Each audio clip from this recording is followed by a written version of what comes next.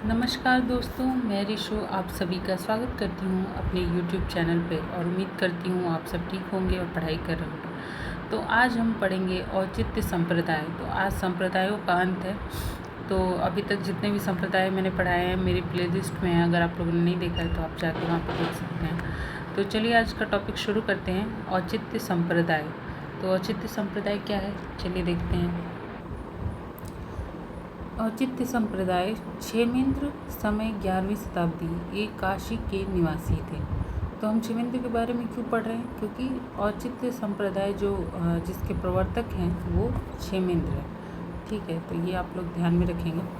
उसके बाद उनकी रचना है औचित्य विचार चर्चा, इसको भी ध्यान में रखेंगे।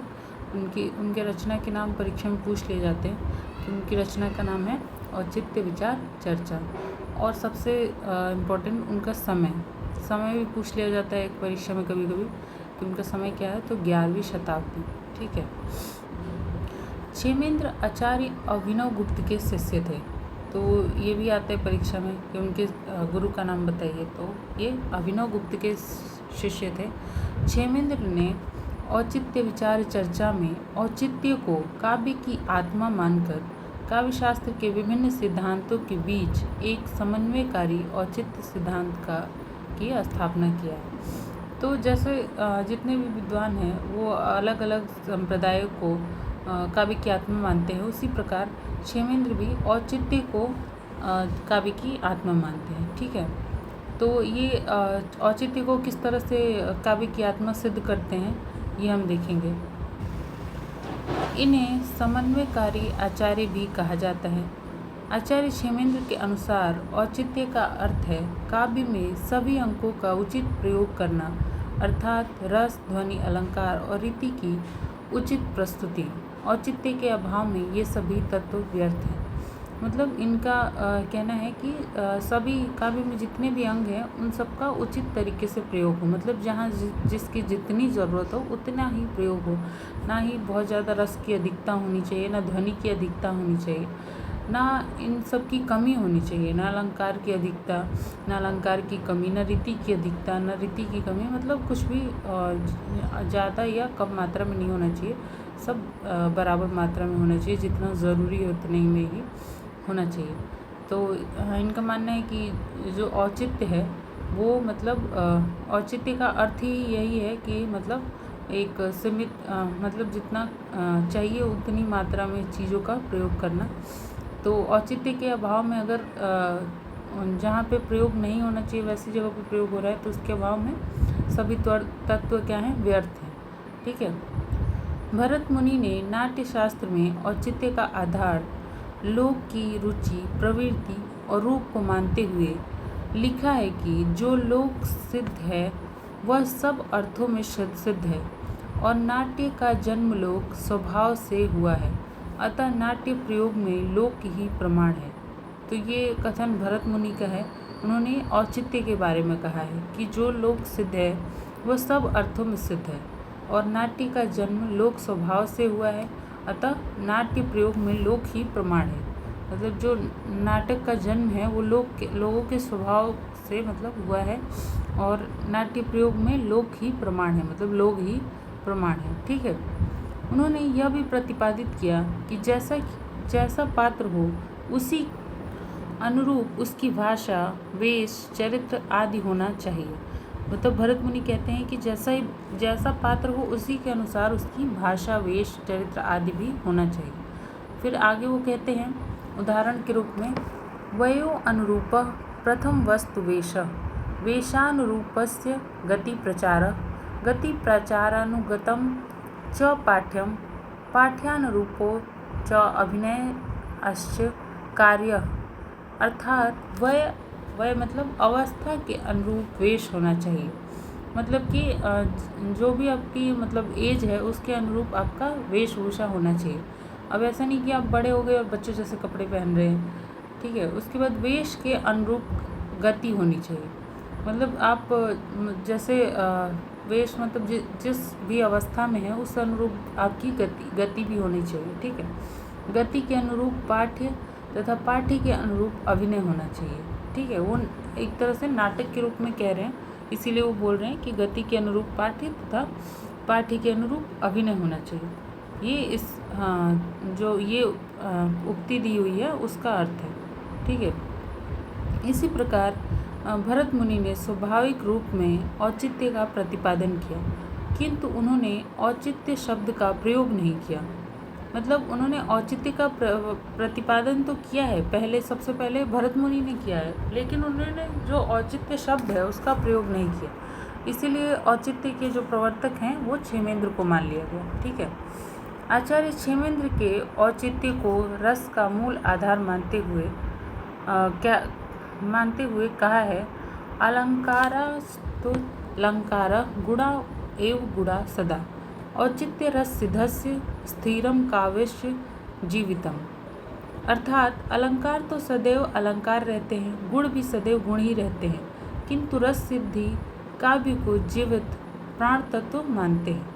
ठीक है। मतलब अलंकार हमेशा अलंकार ही रहेगा, गुण भी हमेशा गुण ही रहेगा, लेकिन जो रस सिद्धि है वो काव्य को जीवित मतलब मानते हैं। ठीक है। या प्राण तत्व मानते हैं, जो काव्य सिद्धि रस सिद्धि होता है वो। ठीक है। औचित्य पर बल देकर क्षेमेंद्र ने काव्य को जीवन मूल्यों के निकट ला दिया है, क्योंकि औचित्य जीवन को स्वस्थ, सुंदर और सामंजस्यपूर्ण बनाता है। ठीक है। तो औचित्य मतलब कि जब भी हम किसी कोई भी कविता करते हैं तो उसका कोई ना कोई औचित्य होना चाहिए, कोई अर्थ होना चाहिए, या फिर जैसे सभी चीज़ों का उचित प्रयोग होना चाहिए। ठीक है। तो उनका मानना है कि जो औचित्य होता है वो जीवन को स्वस्थ, सुंदर और सामंजस्यपूर्ण बनाता है। ठीक है। क्षेमेंद्र ने औचित्य के 27 भेदों का उल्लेख किया है। वे 27 भेद इस प्रकार हैं। वैसे ये आपको भेद याद तो नहीं करने हैं, लेकिन हाँ आप एक बार जान लीजिए। ये भेद की इस तरह हैं: पद, वाक्य, प्रबंधार्थ, गुण, अलंकार, रस, क्रिया, कारक, लिंग, वचन, विशेषण, उपसर्ग, निपात, काल, देश, कुल, व्रत, तत्व, सत्व, अभिप्राय, स्वभाव, सार, संग्रह, प्रतिभा, अवस्था, विचार, नाम तथा आशीर्वाद। उन्होंने जो औचित्य के 27 भेद किए हैं उसके बारे में बता रहे हैं कि मतलब ये सब चीज़ें औचित्य में आ जाती हैं। इन सभी चीज़ों का मतलब एक उचित मात्रा में प्रयोग ही मतलब औचित्य है। ठीक है। भामा के अनुसार लोक स्वभाव की अनुकूलता से रस की सृष्टि होती है। भामा कहते हैं कि जो लोगों का स्वभाव होता है उसकी अनुकूलता से ही रस की सृष्टि होती है, मतलब रस बनता है। काव्य शास्त्र में सबसे पहले औचित्य शब्द का प्रयोग कन्नौज नरेश यशोवर्मन ने अपने नाटक रामाभ्युदय में किया था। मतलब काव्य शास्त्र में क्षेमेंद्र से भी पहले औचित्य का प्रयोग हो चुका है, जो किया था नरेश यशोवर्मन ने अपने नाटक रामाभ्युदयम में किया था। लेकिन ये इतने मतलब फेमस नहीं है एक्चुअली, लेकिन इन्होंने औचित्य का प्रयोग तो किया लेकिन उसकी चर्चा नहीं की। ठीक है।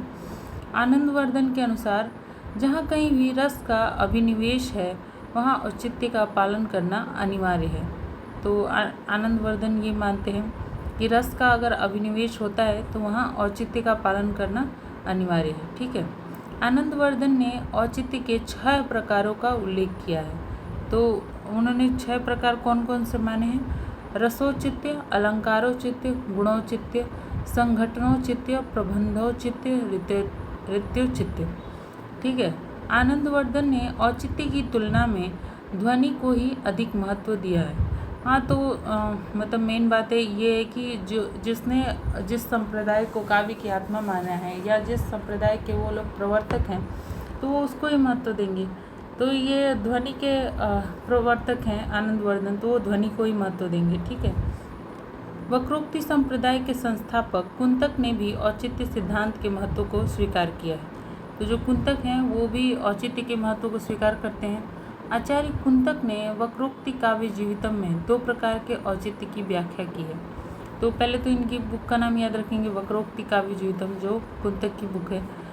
ये मैंने पहले भी पढ़ा चुकी हूँ मैं विस्तार से, तो इसके बारे में अगर आप लोगों ने नहीं देखा होगा तो मेरी पिछली वीडियो में जाके देख सकते हैं। उसके बाद इनके औचित्य के 2 प्रकार हैं, वस्तु के स्वास्थ्य और सम्यक स्पष्टीकरण के रूप में, श्रोता के स्वभाव के अनुसार वस्तु वर्णन के रूप में।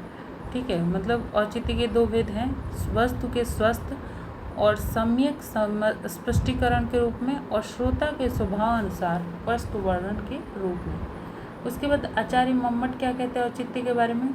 औचित्य का काव्य में केवल उसके गुण दोष के स्वरूप का ही पहचान की जा सकती है। इससे अधिक इसे किसी विशिष्ट काव्य पहचान के रूप में महत्व नहीं दिया जा सकता। मतलब मम्मट एक तरह से मतलब औचित्य को इतना नहीं मतलब मानते हैं, ठीक है। वो औचित्य से ज़्यादा मतलब मतलब दूसरे जो भी संप्रदाय हैं उनको महत्व देते हैं। उसके बाद आचार्य विश्वनाथ, औचित्य मात्र काव्य के गुण दोष को स्थापित कर सकता है, उस काव्य का जीवन या प्राण मानना समीचीन नहीं है। मतलब विश्वनाथ भी मम्मट से कहीं ना कहीं इत्तेफाक रखते हैं।